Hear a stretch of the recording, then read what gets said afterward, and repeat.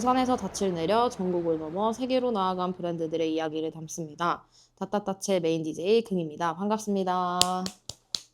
오늘도 저희는 작은 점인 닷에서 시작한 부산에 닿아 있는 여러 브랜드들의 이야기에 닷을 올려보려고 합니다. 안녕하세요. 닷닷닷의 스페셜 DJ CA입니다. 오늘 푸딩님이 아닌 제가 나와 놀라신 청취자분들이 꽤나 많을 것 같은데요. 스위치온 때 DJ를 한번 해봤었는데 그때 너무 재미가 있어서 이번에도 한번 해보고 싶어서 신청을 하게 됐습니다. 매번 본명으로 부르다가 이렇게 CA라는 이름으로 부르니 좀 어색하지만 오늘 하루 잘 부탁드립니다. 그리고 오늘은 본격적으로 라디오를 시작하기에 앞서 아쉬운 소식 하나를 청취자분들께 먼저 전해드려야 할 것 같은데요. 맞습니다. 오늘이 저희 닷닷tou치 마지막 회차잖아요. 푸딩님이랑 어색하게 라디오 진행하는 모습을 부스 너머 지켜보던 게 엊그제 같은데 이렇게 마지막 회차까지 왔다니 약간 뭉클하기도 하고 기분이 묘하네요. 그러니까요. 라디오 중간중간 애드립을 자연스럽게 해야 하는데 그것도 어색한 상태에서 하자니 힘들어서 저 진짜 애 많이 먹었거든요. 그땐 우리 PD님께 호응이나 애드립 어색하다고 혼도 많이 났는데 어떻게 지금은 저 좀 나아졌을까요? 밖에서 PD님이 크게 동그라미 만들어 주시고 계세요.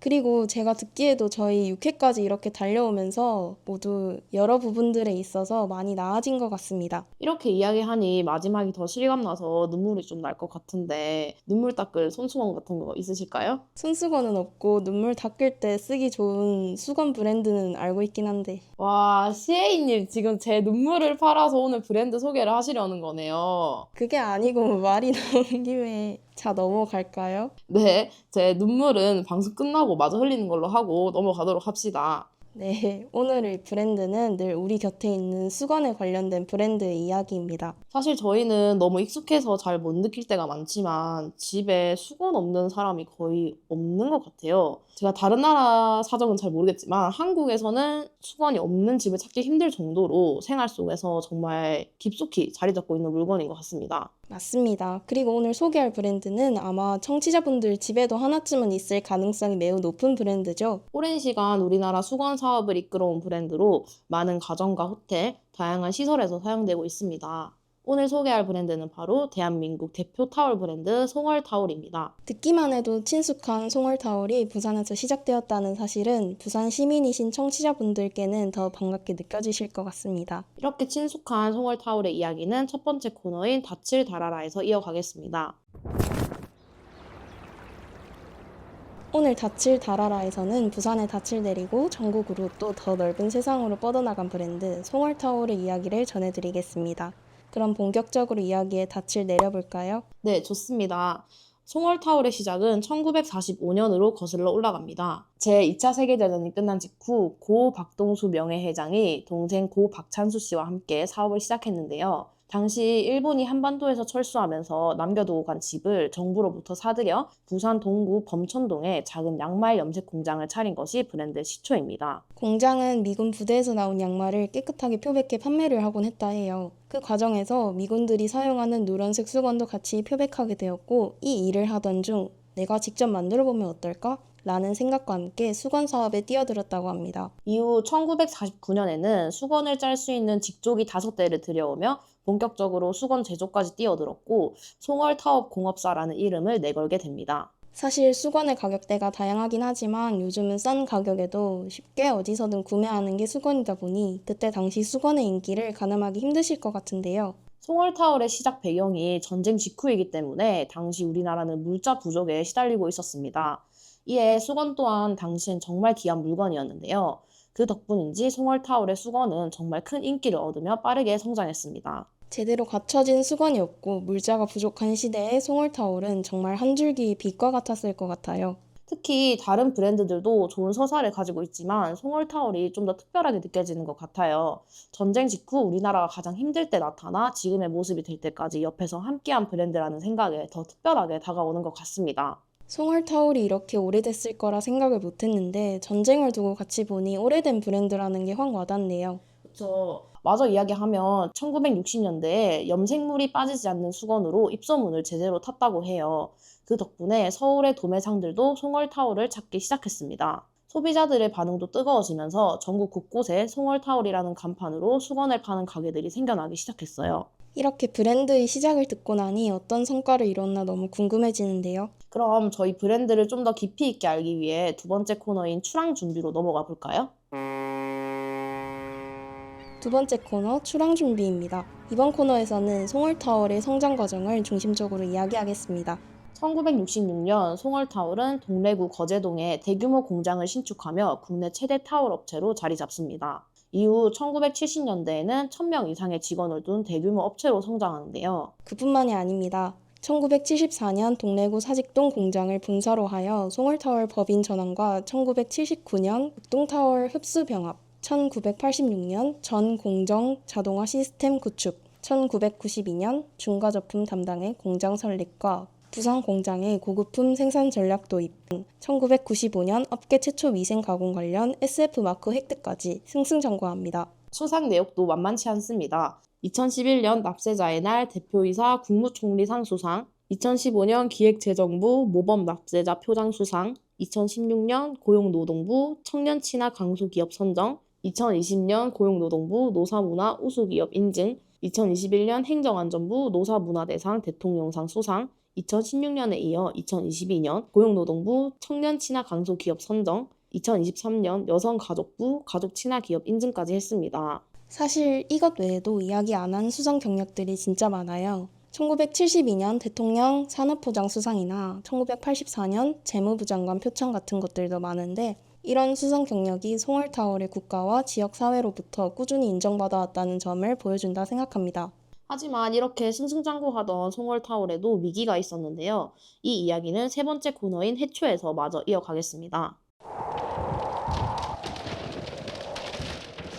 이번 코너에서는 송월타월의 시행착오와 위기, 그리고 극복 과정까지 이야기하겠습니다. 1997년 외환위기 때 송월타월도 만만치 않은 피해를 받았습니다. 당시 소비가 크게 위축되면서 국내 판매량이 절반 이하로 떨어졌고 높은 금리까지 겹치면서 경영 상황이 급격히 악화됐다고 해요. 결국 1998년 1월 송월타월은 부도라는 큰 위기를 맞게 됩니다. 당시 경영진은 직원 수를 줄이는 구조조정을 진행하고 회장은 개인 소유의 부동산까지 매각하게 됐다고 해요. 하지만 이 상황 속에서 송월타월의 진짜 저력이 드러납니다. 직원들, 본사, 그리고 전국 대리점들이 함께 위기를 극복하기 위해 나섰기 때문인데요. 직원들은 제품 불량품을 줄이기 위한 운동을 펼치며 품질 개선에 나섰고 전국의 대리점들은 자발적으로 송월타월 살리기 운동본부를 만들고 제품을 받기 전 대금을 지불하는 방식으로 회사를 적극 지원했습니다. 그 규모가 무려 30억에서 40억 원이나 달했다고 하는데 평소 쌓아온 신뢰와 유대관계가 어느 정도로 대단했는지 느껴지는 규모인 것 같습니다. 송월타월은 1960년대부터 전국의 대리점을 늘리며 성장해왔잖아요. 그 오랜 관계가 위기의 순간 회사를 지켜낸 셈이네요. 이후 송월타월은 제품 고급화 전략에 집중했습니다. 시설 투자와 함께 디자이너와 제품 설계 인력을 새로 채용하여 변화에 나섰는데요.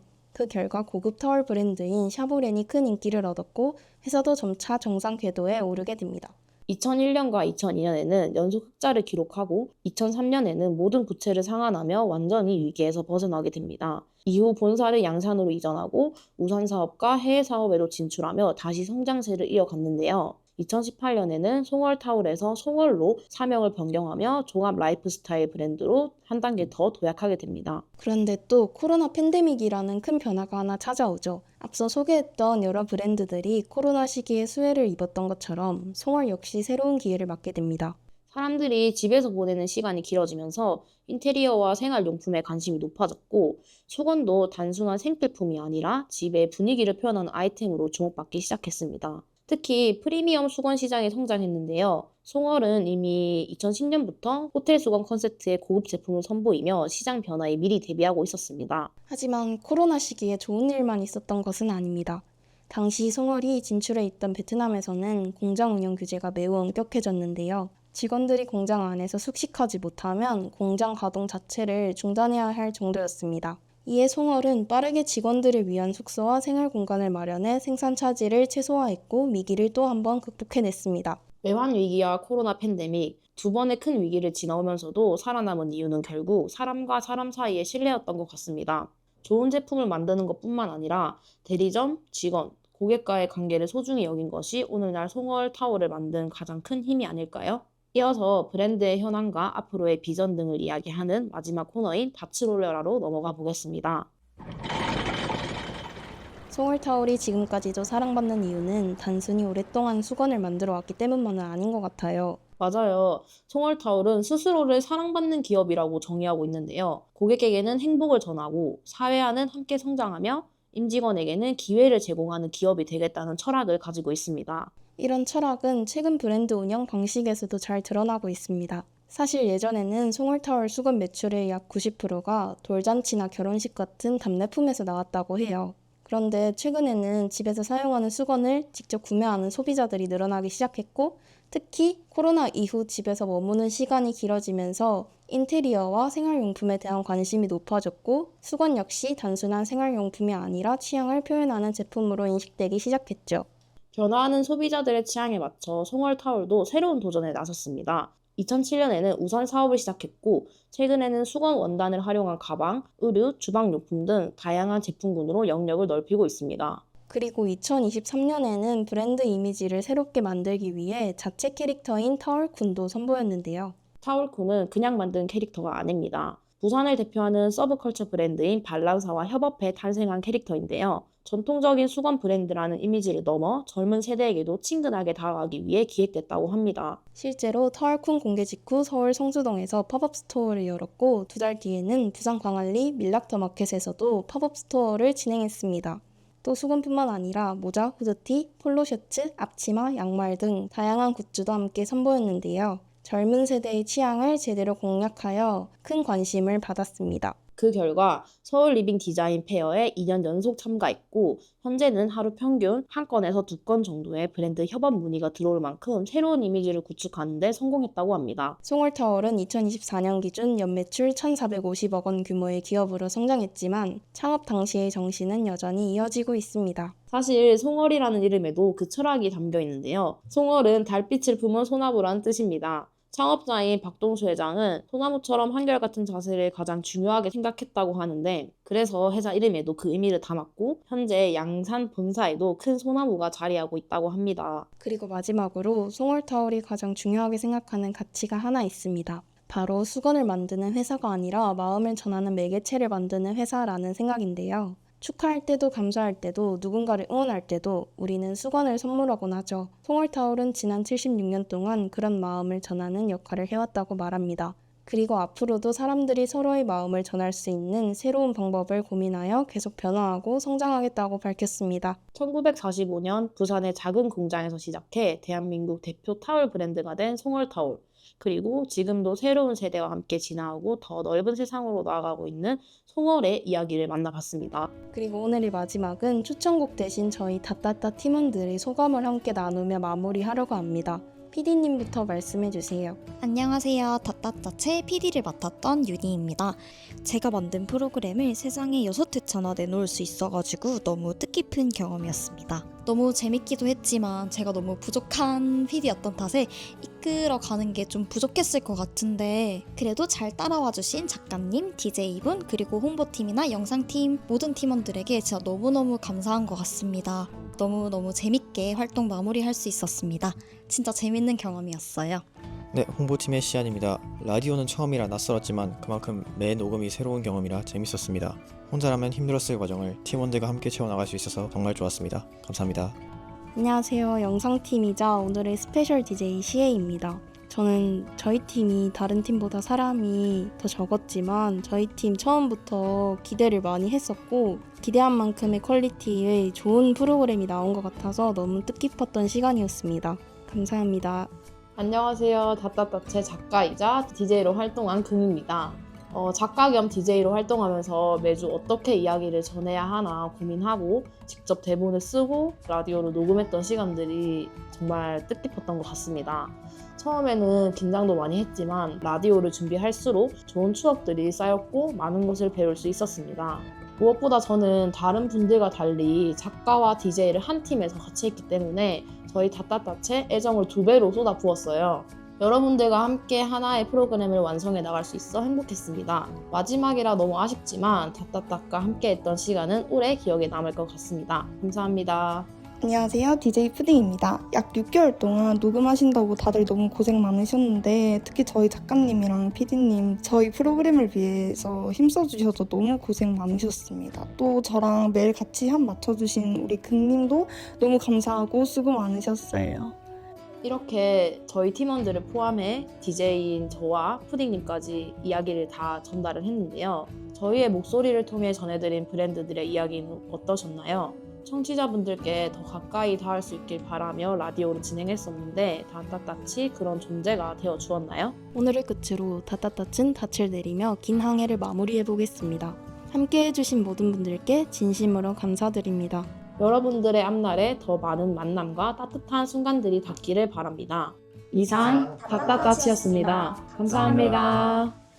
제작 부산의 달콤한 라디오, 제작 지원 부산 시청자 미디어 센터, 기획 김홍윤, 구성 김소은, 홍보 이원준, 영상 스페셜 DJ 전시현 DJ 박희영 김소은이었습니다. 감사합니다.